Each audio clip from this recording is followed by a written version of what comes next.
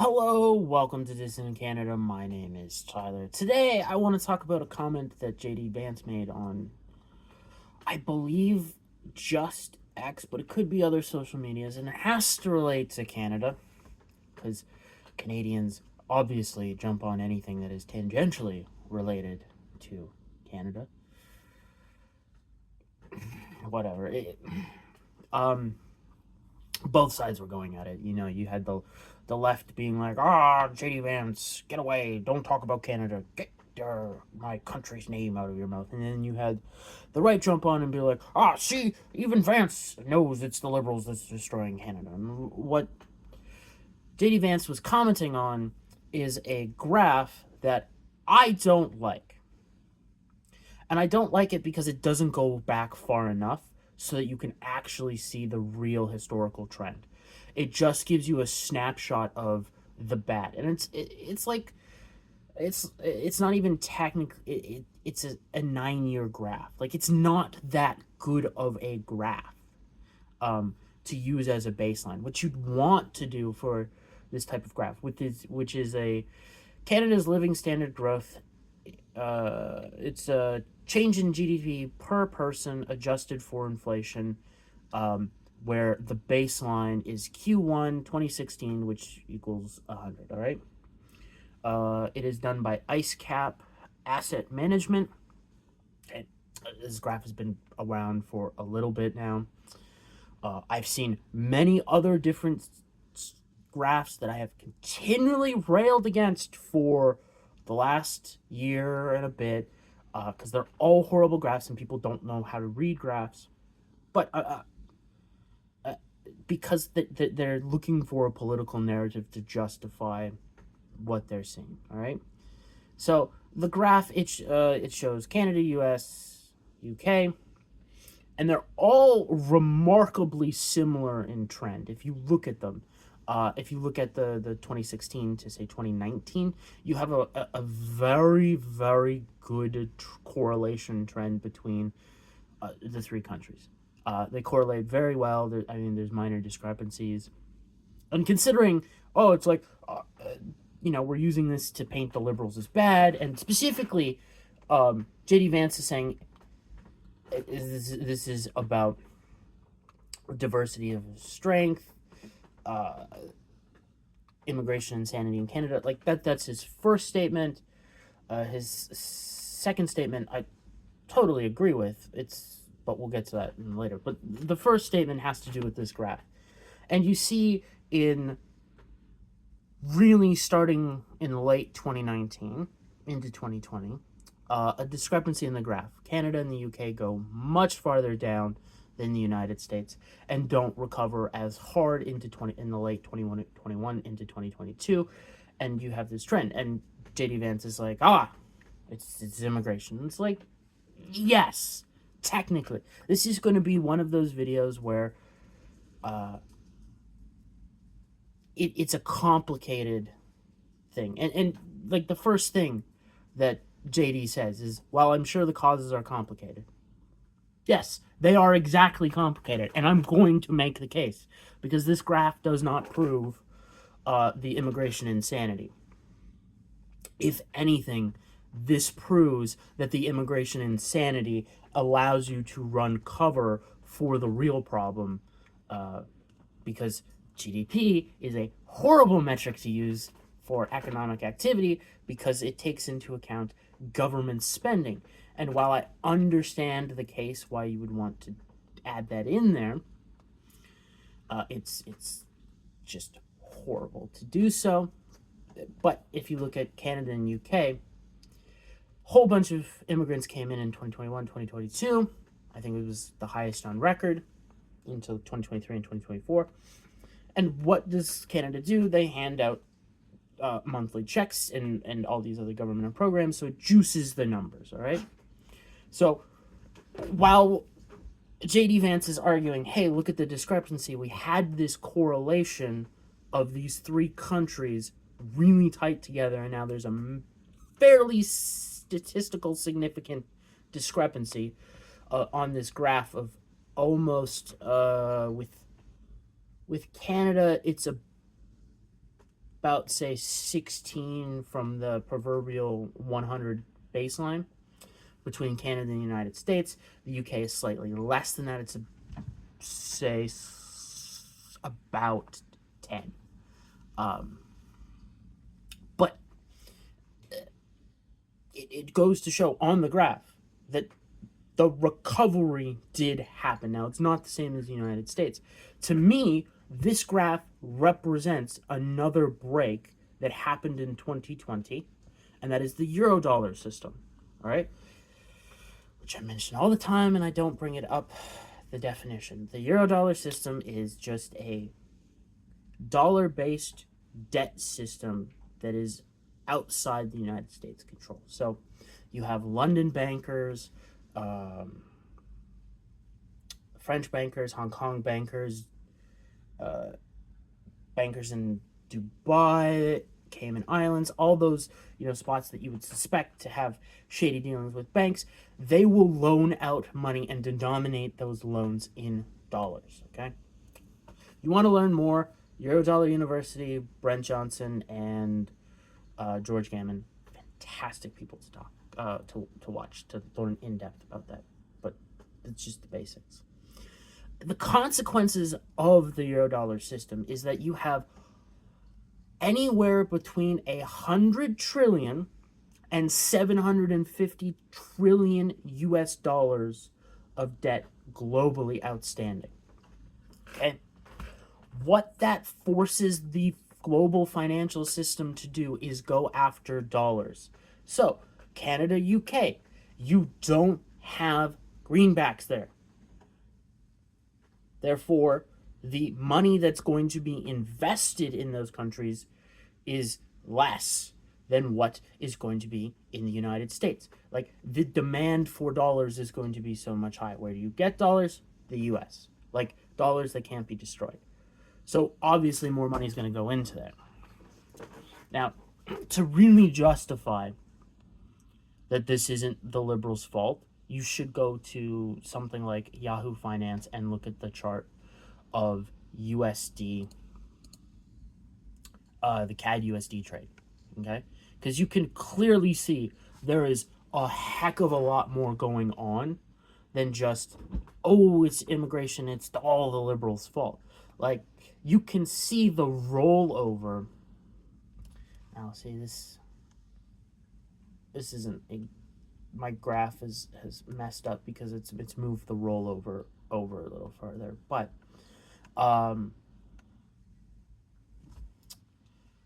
if you look at, again, the trend of the Canadian dollar versus the US dollar, it's down. Yes, obviously. But you can see statistical significance, all right? That really shows the effect of other things other than leadership, all right? If you look into the lead up of the GFC, the Canadian dollar is gaining. Now, Yahoo Finance only has information going back to what looks like Q4 of 03. But it from Q4 of 03 to the end of 2007, it's just a vertical line, almost. Now, obviously, there's all that shit because markets don't move, but it just takes off and it hits a peak of just slightly over $1.05, from slightly higher than what we're trading now, which is 76 cents at the time. Right there. So, if you look at this, Canada was not in a better shape in, say, 2007 when it was at peak than we were in 2003. Like, that's subjective fact, right? The GFC, while we didn't have the same insanity going on in the United States, it was not good for Canada. The only thing that really had was trade and finance, but that kept the dollar going up and so on and so forth. But then if you look then, you want to say that Canada was in a worse position in 09 when we went back down to 78 cents to the USD versus 2007 at the peak when, again, we were at over $1, like $1.05. to the greenback. Then you want to say that in 2011, late 2011, say end of third quarter or beginning of third quarter 2011, when we're back up in $1.05 range. Okay? You want to tell me we're doing better than we were in 2009? I remember 2011, all right? Sure, things weren't as bad as they are now, granted. But they were worse than 2009, all right? Like, this is the sovereign debt crisis of Europe time frame, okay? This is the Obama years, almost into his second term. The economy was nowhere good. It was not better than 2009. Why would the dollar go up? Why would the loonie go up? Okay? It's because there's more complicated stuff. There's obviously the carry trade. There was a big unwind at that time, and then it slowly picked up and a whole bunch of stuff. But you can see with the currency that 2012, just before 2012 is the peak, and then you have the rollover into the downside. This is before Mark Carney was announced as governor of Bank of Canada. He was announced in November of 2012. Actually, November 26th. Interesting timing on that. Almost a decade ago is when we hit the peak, and then, we stutter-stepped our way down. Mark Carney comes along and takes over the Bank of Canada in 2013, in July 1st, 2013, okay? We had already set a downward trend, all right?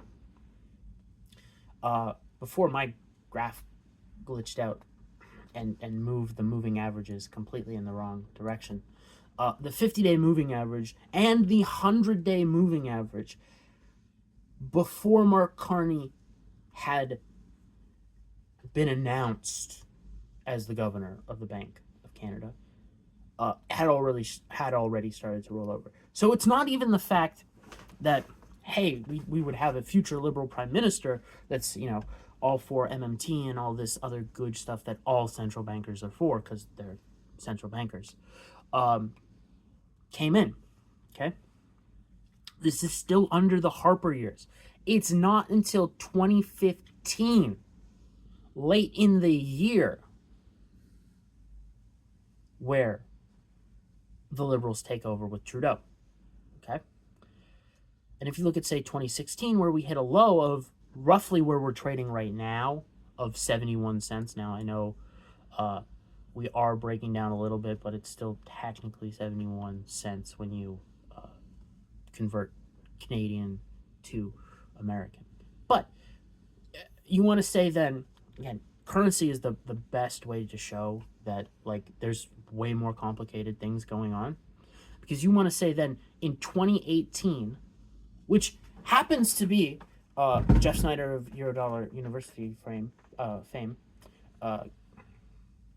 that's when he puts, I think, Eurodollar number 4 or 3.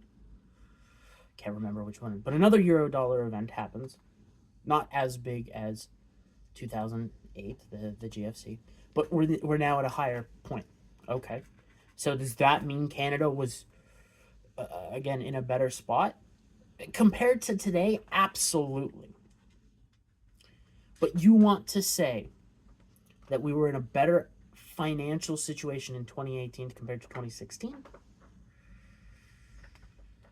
That's what conventional economics will tell you. Or if you look in, say, 2020, again, we hit 70 cents. Hit down to like 69. And then you compare that to, say, 2021, where, again, we had a partial unwind of what was going on in the Canadian, in the loonie carry trade. And we hit a peak of 82 cents, or 83 cents. You're telling me in mid-2021 we were better off than we were in 2020, economic-wise? No, of course not. Anybody that thinks that is nuts.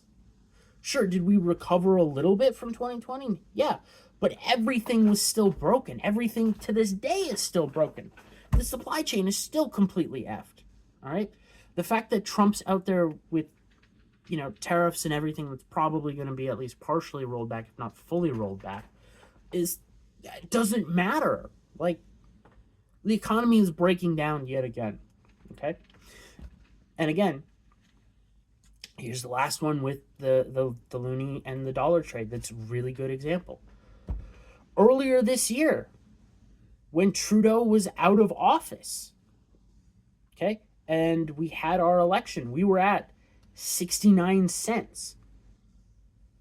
Okay? You want to tell me that Mark Carney winning an election, all right, the Liberals won, Conservatives lost, we are in a better economic position than we were earlier in the year.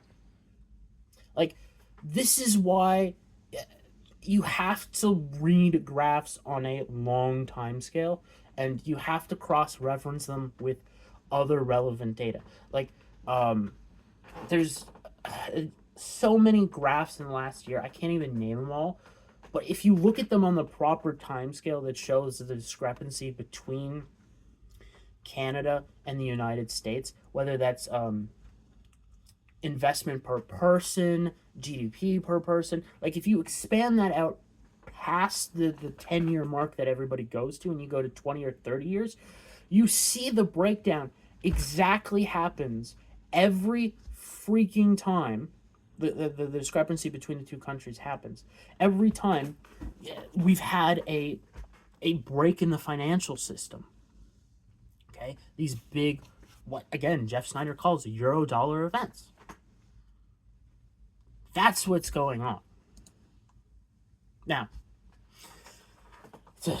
just to get into the second comment that Vance says, he goes into, with all due respect to my Canadian friends whose politics focus excessively on the United States, your stagnating living standards have nothing to do with Donald Trump or whatever boogeyman the CBC tells you to blame. That is correct. That is, it is purely the financial system, all right? Purely the financial system. The global financial system is the euro-dollar system breaking down. Like, again, if you use currency, and again, I'm just using Yahoo, and that just goes back to 03, but like, we're basically only slightly down from 03 with currency. If you go back a little bit further, I believe we're basically on par with, I think, some point in the 90s or something like that. Okay. He goes on to say the fault lies with your leadership elected by you. This is everybody's consensus, all right, is that it's leadership. But the problem with that, all right, is if you compare countries, and again, you use currency as the justification of what's going good or bad, that are in positions like Canada that have massive amounts of resources, and you use currency versus the United States, Canada is, I think, third or fourth. When you look at that, when you account for, say, if you just do oil and gas, we're third or fourth. The only countries that are ahead of us are countries like Kuwait and Iraq.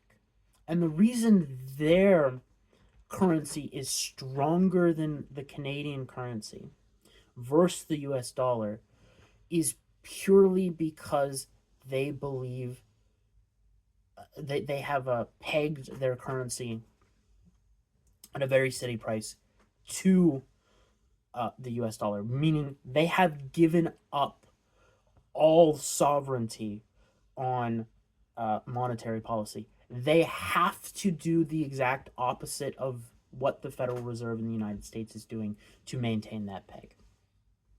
So if the Fed is cutting rates, they have to hike. If they're hiking, they have to cut. And if they're doing QE, they have to do QE. If they're doing QT, they have to do QE. Not that stuff really, really matters, but it's how things work in the real world. It's how you maneuver the currency. Right below us is Australia, by the way. Just if you're gonna look at that data, if you look at the top 25 oil producers and the top 25 natural gas producers, and then compare their currency to the USD, Canada's like third or fourth in both. So like currency is a really good objective measure here because you can really see, because currency, there's a lot of speculators, and you can see again every time there is an event in the financial system, there is a correlation in the currency markets of a flight to safety, meaning all the debt that's out there that's being just left lying around is paid off, so the amount of currency that's out there is less, but the relative amount of debt is the same, so you have less, but you have the same percentage of demand or ratio of demand, so currency goes up. That's how currency markets work, or how you have to read currency graphs. But that is what's going on. And I had to make a video on this because it as JD Vance said, it is a very complicated situation. I'm not doing this to indemnify the Liberals. I think the Liberals have walked one of the worst paths that Canada's been on. Okay? But to say that economically 100% blame Canada, or to blame the Liberals, it's not true. Okay? Like look at Europe versus the dollar. Like the euro is that much better, but look at Europe economically. The reason why the euro is up, okay, is like because people are getting out of Europe. And what I think we're seeing here this year specifically is the money that, like the carry trades that were going on in Europe, I think it's moved over into Canada, or part of it at least has. Like it explains the currency of just the amount of stagnant currency that's there, that's just nobody using, because, well, we're just going to do a carry trade. And we'll just, we'll take loans out in Canadian dollars, we'll sell the dollars, we'll sell the loonies for dollars and buy dollar denominated assets. And with the currency continuing to go, it becomes cheaper and more affordable to do that, and a hell of a lot more profitable. Same thing with the yen, but I think we're going to get we're definitely, whenever this financial crisis finally hits, I believe there'll be a very high probability of the yen carry trade, the largest carry trade in the world, by the way, just completely fucking unwinding. And you could see the yen just skyrocket. But before that happens, it'll probably hit 200 to the dollar. So, on this Monday, I just wanted to dump some financial autism because JD Vance brought it up. And as much as I like Vance, all right, you still got to hold all politicians to account to the same level. Like, I don't let Donald Trump get off for the way he talks about how the economy works or anything. And I very much approve of Donald Trump as a leader. I wish we had a Trumpian figure here in Canada. But I'm going to hold them to the same standard that I hold everybody.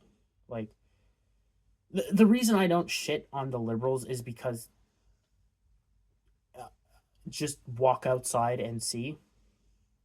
It's not that hard to understand why the Liberals are evil, but it does take some effort to say why it's not entirely their fault. Like, don't get me wrong. The Liberals have done, decades worth of damage to Canada and Canadians that will take generations to repair. Like, don't get me wrong, I totally believe that. But, like, to say it's all their fault when you're dealing with, bankers that were so powerful, they were able to margin call the United States. Like, that's impressive, to say the least. Like, it's very hard to margin call a state because typically that state turns its weapons against you and you're fucked. But that didn't happen. They had enough financial leverage to break the United States. Anyways, that's the video for today. Tomorrow I'm going to talk more about the economy, but more so on the lines of, I think there is a very good chance that you see a return of nationalism when it comes to the economy. And I've already talked about this, but I'm thinking it's going to be very much the old way of doing economics. Not so much the mercantilism, but the hostility to outsiders when it comes to trade, or how trade is conducted and how businesses operate. I think there's a good path forward to that, and I also agree with that. So that's tomorrow's video. Till then, I hope you had a good weekend, and I hope you have a good day. See you in the next video.